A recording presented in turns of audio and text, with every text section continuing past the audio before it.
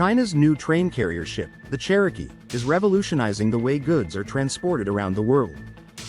This large ship can carry 200 train cars and over 20,000 tons of cargo, cutting shipping costs in half and allowing trains to roll right onto the ship in just 1 hour. The Cherokee's design features a deck track system that allows the ship's tracks to connect smoothly with the tracks at the port, making it easier for trains to roll onto the ship and off again at their destination. China's research team solved this problem by creating an electric rail loading system with a 2-layer deck and special devices to keep trains in place, ensuring cargo safety even in rough seas. The deck of the Cherokee is incredibly precise, with a tolerance of no more than 2 mm across its entire length. This level of precision is extremely difficult to achieve on such a massive SC scale. China developed innovative track switching technology that allows for seamless rail operations on a moving vessel, a feat that had eluded engineers worldwide. This technology addresses a specific trade need, particularly for the established shipping route between the US and Mexico, where efficient railcar transport is crucial. Previous methods were either cost-prohibitive or impractical, making the Cherokee a game-changing solution. The US faced time constraints in acquiring this technology, which would have taken years domestically, so purchasing from China offered a quick and effective way to access this cutting-edge maritime innovation. The US found itself in an unusual situation, needing to buy technology from China that it couldn't make itself. China has been working hard on improving its ships and trains for many years, and its success in developing advanced technologies like the Cherokee stems from several key factors. The construction of the world's largest high-speed rail network provided invaluable experience and expertise in train technology. China rose to become the world's leading shipbuilder, giving it the capacity and confidence to undertake ambitious projects like the Cherokee. China's government's strong support for these initiatives has been crucial, allowing companies to pursue long-term high-risk research and development efforts. Additionally, China made significant investments in education and training programs specifically tailored for engineers and shipbuilders, creating a large pool of skilled professionals capable of tackling complex technological challenges. Selling this technology to the US, often seen as a rival, helps China build its reputation as a leader in shipbuilding and transportation technology. Selling this ship shows the world that China is good at making advanced technology and has shown the world what it can do. The Cherokee, a revolutionary technology, has the potential to revolutionize global trade and transportation systems. Its applications extend far beyond China and the US, with numerous countries showing keen interest in its technology. The Cherokee could enhance inter-island connectivity, transform trade between Europe and Africa by facilitating train transport across the Mediterranean Sea, and play a crucial role in establishing novel trade routes, potentially reshaping goods movement between Asia, Europe, and North America. Countries with extensive coastlines, such as Brazil or Australia, could utilize train carriers to streamline coastal cargo transportation, enhancing their domestic logistics networks. However, there are concerns among shipping businesses about the potential job loss or business disruptions associated with these new technologies.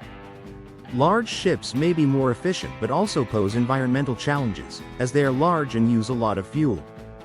Upgrades to ports worldwide would need to be made to handle these ships, which could cost a lot of money, and not every country can afford these upgrades. This could mean only some places can use this new technology at first, and it might also change how shipping works, leading to job losses or new types of work for those working loading and unloading cargo. As China becomes a leader in making important transportation technology, it changes how countries work together and compete with each other. Some countries might worry about relying too much on Chinese technology for their trade, as China keeps making new things and controlling important parts of world trade. This makes people think about how power is changing around the world, and whether other countries will try to catch up or compete. As more countries start using train carriers, they will need to find ways to use this new technology that helps everyone, not just a few countries or companies. The Cherokee shows us a future where trains might travel across oceans, making it easier to move goods around the world. As the Cherokee starts its journeys carrying trains, we are left with big questions. Is this the start of a new time in world trade? How will it change the way countries work together and compete? Will it help make trade fairer and more efficient for everyone? We'll have to wait and see how things develop, but one thing is sure. the race to control shipping in the future is far from over. China's current economic might can be understood through its historical context. Around 1000 AD, China was the most powerful country in the world, with more than a third of the world's population living within its borders. However, as Europe arose from its dark ages, China's relative importance diminished, and the West came to dominate global affairs. Fast forward to 1978, China's GDP stood at a modest $200 billion, accounting for only about 4% of the world's GDP. China's manufacturing dominance has led to a significant economic renaissance over the past 4 decades, with the world's total economic output reaching $17 trillion. This is largely attributable to one sector: manufacturing. China's manufacturing prowess is evident across various industries, including textiles, iron and steel, automotive, and high-tech manufacturing. In the textile sector, China is responsible for nearly 80% of global cotton production, supplying 15% of all cotton garments sold in the United States as of 2021. The country's steel exports span a diverse range of products, including ferro-alloys, rolled products, flat-rolled products, wide flange beams, hot-roll structural steel beams, rebars, wire rods, alloy steel, and seamless pipes and tubes. In the automotive sector, China's factories produced an astounding 30 million vehicles in 2023, with over 5 million exported to markets around the world. This production volume not only serves China's vast domestic market but also positions the country as a major player in the global automotive industry. The appeal of China's manufacturing capabilities has drawn major international brands to establish operations within its borders, such as Ford, General Motors, Volkswagen, and Hyundai. China's auto parts industry generates a staggering $34 billion annually, surpassing production figures from traditional automotive powerhouses like Japan, the United States, and Germany. With cars priced under $20,000, China is further cementing its new position as the world center for automotive manufacturing. China can produce cars more shapely than anyone else in the world combined, and they are exporting cars to more than 100 markets worldwide. In the realm of high-tech manufacturing, China continues to make significant strides in the aircraft industry, reporting sales of $2.45 billion in 2020. Foreign partnerships have played a crucial role in this development, with Airbus operating a joint venture in Tianjin and Boeing maintaining an assembly facility in Shanghai. These collaborations not only bring valuable technology and expertise to China but also solidify its position in the global aerospace supply chain. The medical equipment sector provides another example of China's manufacturing prowess, accounting for 28.7% of global medical product exports, including critical items such as masks, gloves, protective clothing, and diagnostic products. The country's ability to rapidly scale up production was particularly evident in face mask manufacturing, with daily production exceeding 100 million units by mid-March 2020. China's manufacturing dominance goes beyond cheap labor. It has developed a robust and sophisticated business ecosystem that is difficult for other nations to replicate. This ecosystem consists of an intricate network of suppliers, component manufacturers, and distributors working in close proximity to create unparalleled efficiencies. Shenzhen, often referred to as China's Silicon Valley, is a prime example of a specialized manufacturing hub, originally a small fishing village. Shenzhen is home to tech giants like Huawei, ZTE, and Tencent, and is estimated to produce 90% of the world's electronics at least in the next 4 decades. Shenzhen, a city known for its manufacturing capabilities and gravitation for talents in product development and research and development disciplines, has become a significant manufacturing hub in China. The city's proximity to Hong Kong facilitates easy access to international markets, while its young skilled workforce and culture of innovation make it an attractive location for multinational companies.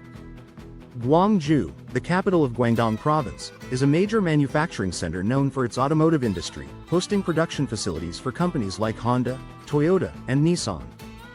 Its strategic location on the Pearl River Delta provides excellent access to shipping routes, making it an ideal location for export-oriented manufacturing in eastern China. Shanghai serves as a crucial manufacturing hub, especially for automobile and electronics industries, with its well-developed infrastructure, including the world's busiest container port, making it an attractive location for multinational companies. Shanghai, home to e-commerce giant Alibaba, has emerged as a center for digital technology and e-commerce related manufacturing. The city's strong focus on innovation and highly educated workforce make it particularly suited for high-tech industries. Tianjin in northern China has become a significant manufacturing hub for aerospace and aviation products, hosting facilities for commercial aircraft manufacturer Airbus and various components of China's domestic aerospace industry. Wuhan, located in central China, has developed into a major center for automobile and steel production, offering lower labor and land costs, making it attractive for certain types of manufacturing. Many of these cities have developed specialized industrial parks and free trade zones, offering tax incentives and streamlined regulations to attract both domestic and foreign investment. The concentration of manufacturers in these hubs creates powerful network effects, allowing for rapid prototyping, efficient supply chains, and the quick dissemination of industry knowledge and innovations. These manufacturing hubs are not static entities but constantly evolving to meet new challenges and opportunities, often transitioning from low-cost manufacturing to higher-value production, focusing on advanced technologies and innovation-driven industries. This evolution is supported by substantial investments in research and development, as well as close collaborations between industry, academia, and government. In conclusion, the success of these manufacturing hubs in China is a key factor in its overall manufacturing dominance by leveraging the unique advantages of different regions and industries. China has created a diverse and resilient manufacturing landscape that continues to adapt and thrive in the face of global economic changes. A key factor that sets China apart from many other manufacturing nations is its state-led economic development model, which involves state-owned enterprises controlling key sectors of the economy, state-owned banks providing favorable loans to strategic industries, and robust industrial policies guiding the country's economic development. China's focus on infrastructure development has resulted in an extensive network of highways, high-speed railways, and ports, facilitating the movement of goods and reducing transportation costs for manufacturers. This infrastructure, combined with China's strategic geographical location, has made it an ideal hub for global supply chains.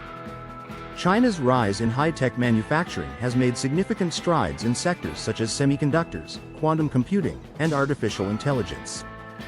China is now involved in every stage of production, including the most high-tech sectors, such as 5G and 6G internet, which are being developed by Chinese companies like Huawei.